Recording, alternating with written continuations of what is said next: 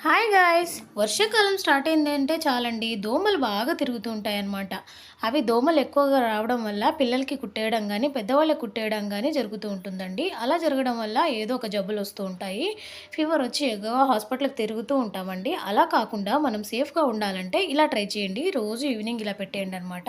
ఒక ప్రమిద తీసుకొని ప్రమిదలో మనకి ఏదైనా ఒక టూత్ పేస్ట్ ఉంటుంది కదండీ! అది ఇలా పెట్టేయండి. ఇలా పెట్టేసిన తర్వాత కొంచెం పసుపు కూడా యాడ్ చేసేయండి.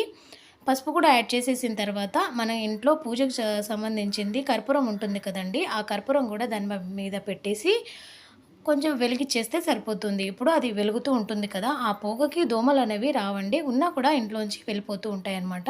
మనకి దోమలు ఎక్కడెక్కడైతే ఎక్కువగా కనిపిస్తూ ఉంటాయో అక్కడక్కడ రోజు ఇలాగా ఈవినింగ్ టైంలో ఇలా పెట్టేసామంటే మనకి దోమలనేవి ఇంట్లో రావండి. వచ్చినా కూడా బయటికెళ్ళిపోతాయన్నమాట.